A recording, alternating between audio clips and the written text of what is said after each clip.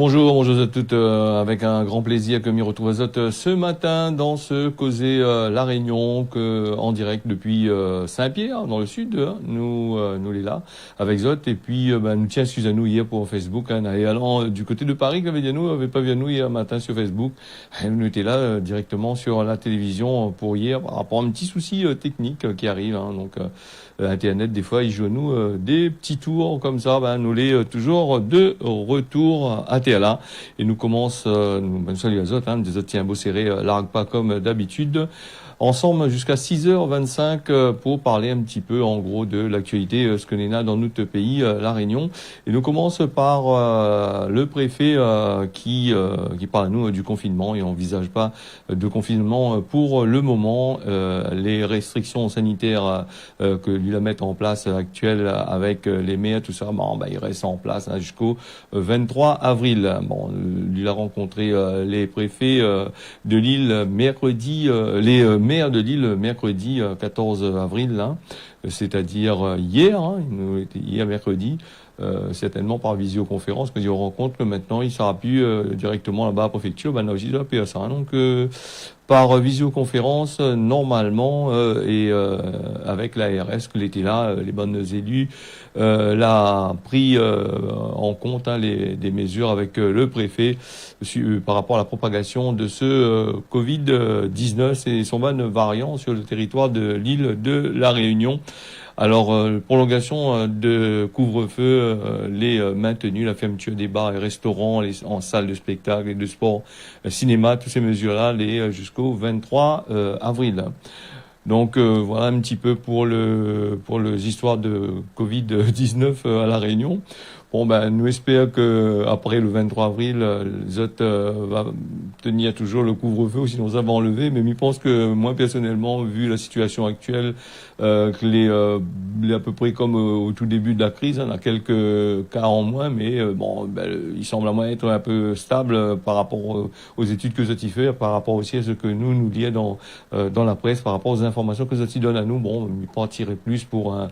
Il faut pas faire les grandes écoles pour savoir. Hein, donc, nous partirait peut-être plus pour un couvre-feu, peut-être par la suite, hein, pour un confinement. Si les affaires restent stables, hein, s'ils restent pas stables, donc ils évoluent. Bon, peut-être que là va partir ailleurs. Donc moi, je suis pas scientifique et moi, je suis pas préfet, mais je fais pas partie du gouvernement. Donc là, il dit ce que moi m'y pense. Hein, donc après, on va passer aussi aux régionales. Les régionales et les départementales n'aura bien lieu le 20 et le 27 juin. Là, décalé d'une semaine. Donc, on a un peu les comptes, on a un peu les pour. On a gagné les pour, fait vite, hein, fait bien vite les affaires. Et je dois remarquer aussi que pendant toute cette période électorale, il y en a beaucoup de bonnes élus là été mis en examen.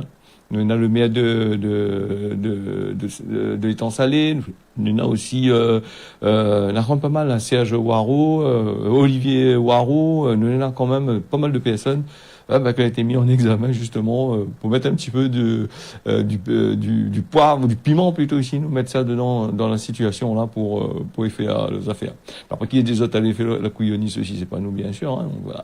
Avec justement avec ce Covid-19 là, la campagne électorale elle est assez compliquée. Hein, donc là c'est un maire par exemple comme Michel Fontaine, si je ne me trompe pas, il dit que l'organisation est assez compliquée et même qu'il va falloir faire peut-être des stands à l'extérieur, hein, voter à l'extérieur par rapport justement au Covid-19. Régional, les maintenus pour le mois de juin. Alors les dimanche au 20 juin et l'autre dimanche au 27 juin, une semaine en plus à La Réunion. Les candidats de ce campagne-là nous voient pas trop hein, sur les affaires. On n'entend pas trop parler, hein, donc peut-être les élections un peu en catimini comme midi, hein, donc on est là aussi. Pourquoi ils voient pas trop non plus avec le Covid-19, pas trop non plus de monde dans le chemin pour écouter Azot aussi, hein, pour aller à la case de monde, là c'est compliqué. Et puis aussi pour Posot fait coup partout avec la sono dans le chemin, ça aussi pose un gros problème. Nous va passer aussi, nous revient avec le Covid-19, avec vite fait là, pour la Réunion, avec, me rappelle Azote, le dernier point que l'ARS a fait avec le préfet de la Réunion. Nous avons 12 nouveaux morts et puis 917 nouveaux cas en une semaine. Donc dernier point que Banal a fait, bilan sanitaire par l'ARS et aussi par la préfecture là-bas. Nous avons 2 personnes qui sont arrivées à la Réunion, en plus par rapport à ce que moi j'avais des autres au tout début là, c'est des évacuations sanitaires. 2 personnes qui sont issues des évacuations sanitaires, les morts là étaient âgés d'une trentaine d'années seulement, avant que, vous avez bien vu que le Covid-19 il attaque maintenant les jeunes marmailles là, les personnes dans la fleur de l'âge. Alors il y a nous sur les 901 cas qui a été, parmi les 917 cas, il y a 901 cas, c'est des Réunionnais. C'est des Français de la Réunion, donc après nous avons 15 cas, elle a été importé, toujours des gens importés. Quand ils sortent là-bas, ils importent là, 15 cas importés. La plupart du temps, ils infectent au moins 200, 300 personnes. Donc voilà, des fois quand ils sortent en France, ils sortent dans d'autres pays là-bas, ils calculent là-bas les règles sanitaires les plus strictes qu'à la Réunion. Donc on a fait pas un cas avec ça. Et puis c'est pour ça aussi que le Covid-19 il maille un peu là-dedans. Après nous parle aussi du problème avec le vaccin AstraZeneca, il est toujours là change de nom et il change pas la donne donc l'Europe là-bas avec son vaccin AstraZeneca a des problèmes par rapport aux thromboses qu'on est là chez des personnes. Nous avons aussi le vaccin Johnson & Johnson, les 15 000 doses qui devaient arriver aussi à la Réunion ici. Il pose aussi un petit problème aussi, puisque lui aussi il a un problème de thrombose, c'est-à-dire de bouchage de vaisseaux sanguins et il risque de faire des malaises, risque de mourir des personnes. On est en train de réfléchir avec ça. Des fois, on me pose la question, pourquoi ces 2 vaccins-là, ici, de 2 différentes laboratoires, et là, ces affaires-là, alors que Pfizer, lui, il est toujours en pleine forme, et il est plus cher, Pfizer, donc en tant que vaccin, et plus, il paraît aussi, il est plus fiable. Donc, pose-nous la question aussi, c'est pas un maillage en cause de la fait aussi. Et puis les thromboses, il paraît qu'il vient aussi d'autres médicaments qui donnent ça, les contraceptifs, là, les pilules que madame il prend là, il paraît ça aussi, ça il donne des thromboses, des bouchages de veines. Bon, un petit peu pareil le vaccin. Bon, il faudrait que il réfléchisse encore un peu là-dessus, il y a enquête là-dessus, puisqu'on a quand même des personnes pas bon peu sur des milliers de doses que l'a été fait, pas beaucoup de monde a eu ces thromboses là. Mais les agents de médicaments, les agents de santé, cette qui gèrent la santé dans d'autres pays là-bas, ils ont une grosse responsabilité. Donc, ce gros responsabilité-là, il fait que il jouait pas avec, au moins un petit truc, il bloque tout dans la situation. Et nous connaît aussi ici en France, c'est un maillage purement 100% politique et aussi de l'administration les ascendants. Quand on dit une affaire à mailler, pour un petit truc, il attend 2, 3, 4, 5 mois. Pendant ce temps, voilà. Pendant ce temps, le virus, les bons problèmes, il augmente et il empire et est difficile après pour contrôler. On parlait toujours de virus avec le Covid-19, avec la France qui continue en plein fouet là la 3e vague, plus de 100 000 morts à l'heure et 6 000 malades de Covid-19 que les soignés en réanimation. La France, avec cette 3e vague là, il pouvait tout le banal était à temps à la 3e vague par rapport aussi à tout ce que les gens ont fait à l'extérieur, le respect, tout ça, tu respectes pas trop le ban des affaires. Donc voilà la dose que ça a gagné. Ici continue comme ça, nous allons gagner la dose aussi. Donc l'hôpital là-bas n'a pas trop d'amélioration. Donc les gens, il y a un relâchement, il y a nous là dans les affaires, et aussi avec les contraintes que ça a eu, que n'a pas été suivi. Donc, il attend aussi avec les vacances, là, bientôt les vacances de mai qui arrivent là, et les prévisionnistes, on a des prévisionnistes de la météo qui dit un peu des affaires monétaires, donc parce que quand on dit la pluie tombe pas, on nous vient là-dessus, et on a aussi des prévisionnistes pour le Covid-19 qui dit à nous là les prochaines vacances, les affaires risquent d'augmenter encore un peu plus. C'est pour ça aussi, comme il parle le préfet, s'il continue à stabiliser disait les bons, mais nous ici la Réunion avec ces vacances, là nous connaît juste après les vacances, on a toujours un gros problème avec ça. Moi, là, il va revenir un petit peu sur au cours de ce causer la Réunion là, sur les bonnes histoires de Covid-19 et les maladies, tout ça là. Mais pour l'instant, ça fait un petit tour du côté du réseau du TCO là, avec le TCO qui parle à nous avec le Césaire, qui parle à nous du recyclage hein, de matériaux là. Me laisse Azote le temps d'écouter le reportage hein, tout de suite, là même, après il nous revient tout de suite, il nous fait un petit point là-dessus après.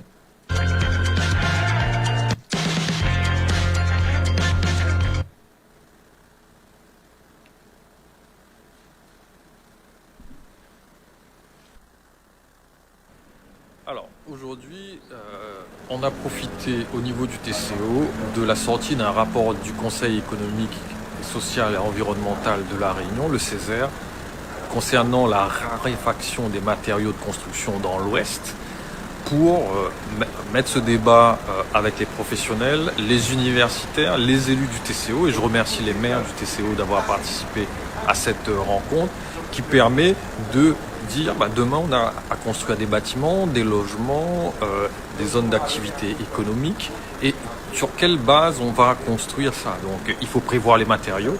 On va pas faire comme on a fait toujours dans le passé et puis on se dit mais comment on trouve ces matériaux-là, où on trouve les galets. Donc ce débat permet d'utiliser ce qui a été fait et aussi de se projeter l'avenir, c'est-à-dire comment on va construire demain une écocité avec des bâtiments nouveaux, mais aussi dans les hauts, la case de tout un chacun. On a besoin de ces matériaux-là et donc il faut anticiper sur l'avenir pour trouver les ressources, mais aussi avoir des nouvelles manières de construire. Et c'est pour ça que l'apport de l'université est important. Il y a des chercheurs réunionnais qui travaillent sur ces questions-là, parce que la case de demain elle sera sûrement différente de celle d'hier. Mais en même temps, on se rend compte qu'un matériau comme le bois, c'est un matériau d'avenir, parce que c'est bioclimatique, parce qu'on peut biosourcer, ça veut dire qu'on a la ressource localement et qui permet de construire des maisons et même aujourd'hui des immeubles en bois. Donc voilà un peu ce travail-là pour anticiper l'avenir, mais aussi prévoir le matériau et d'anticiper et de ne pas attendre qu'on soit dans le mur pour pouvoir réagir. Dominique Vienne, président du Conseil économique et social et environnemental de la Réunion, le Césaire.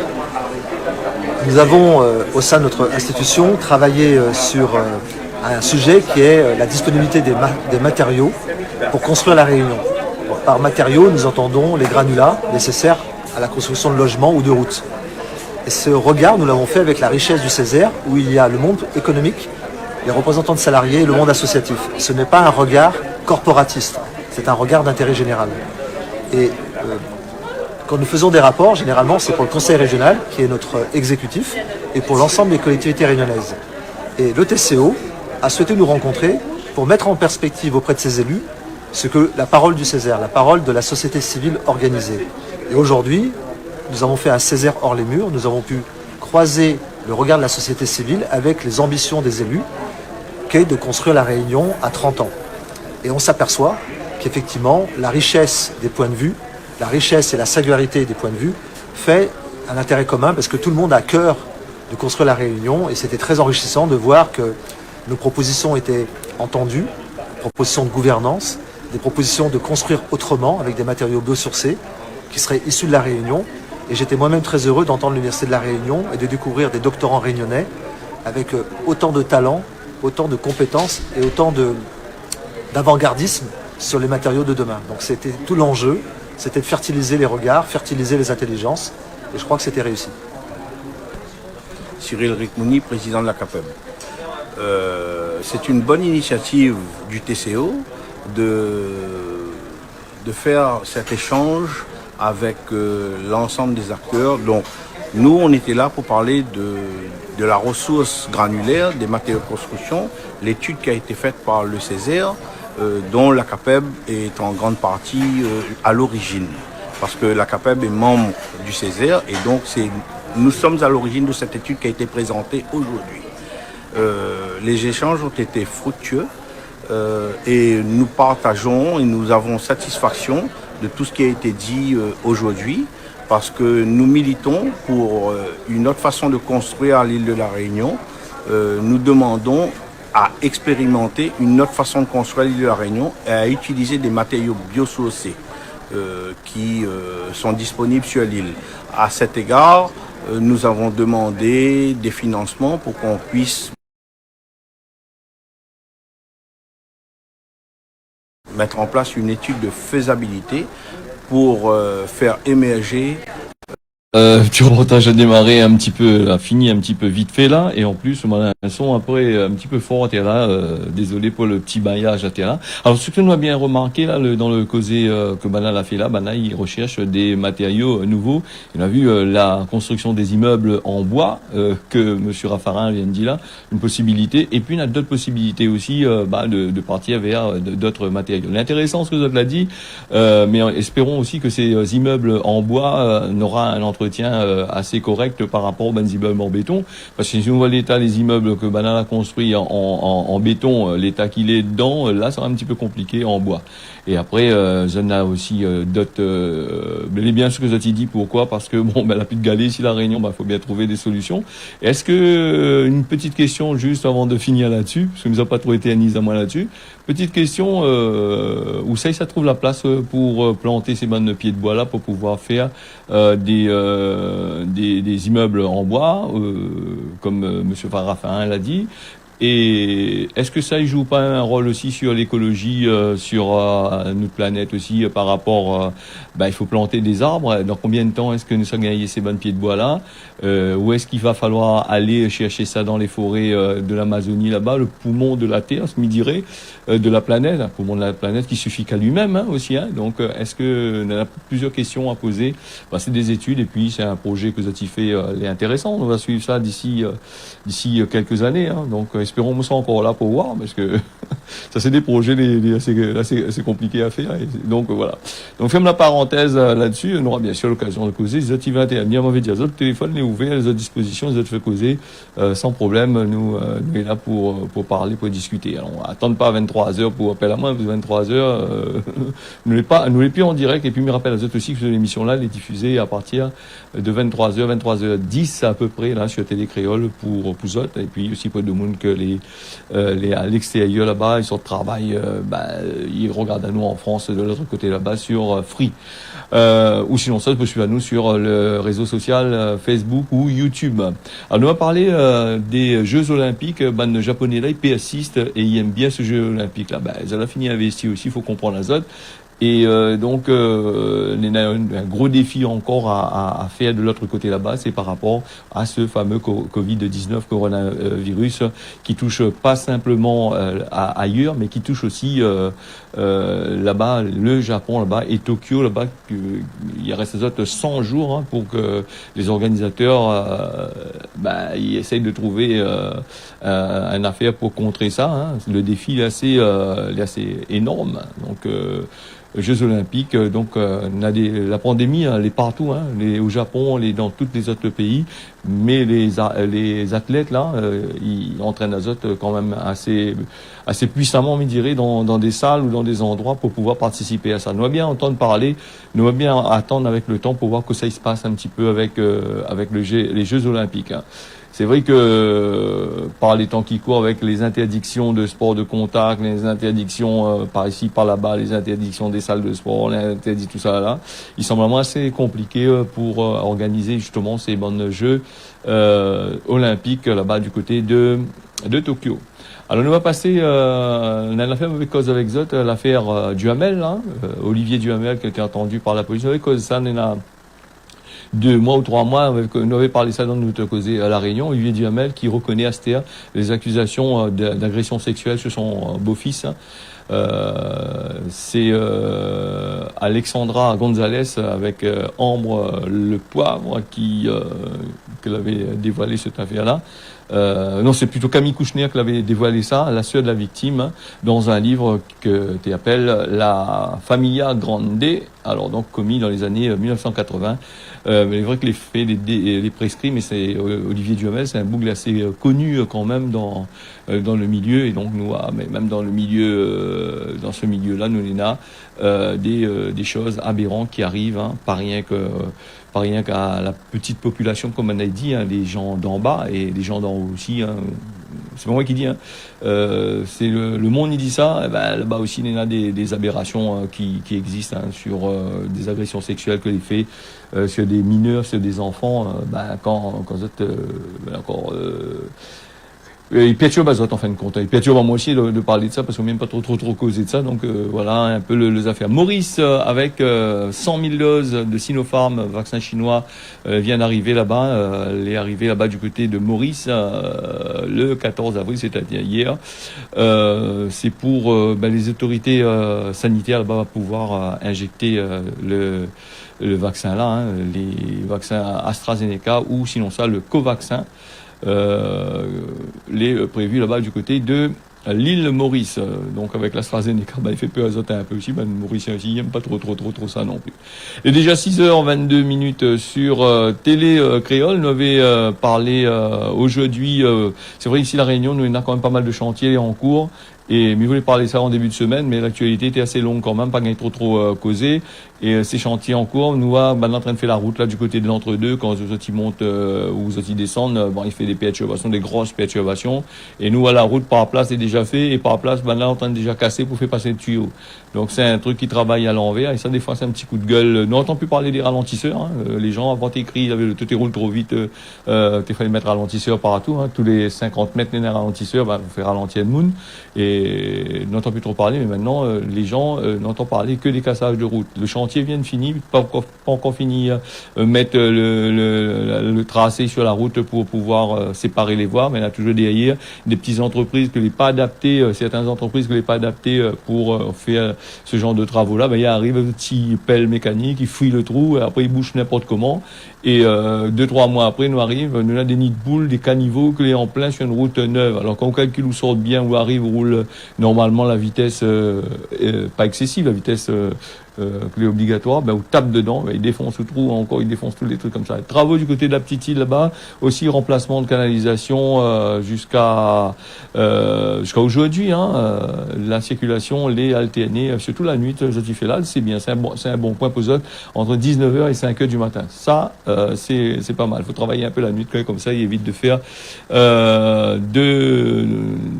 des embouteillages. J'ai pu sur Sainte-Rose aussi, nous, il y en a des travaux d'élagage à Sainte-Rose dans le secteur de Grand Brûlé, jusqu'à aujourd'hui, donc en alternat de 7h jusqu'à 15h.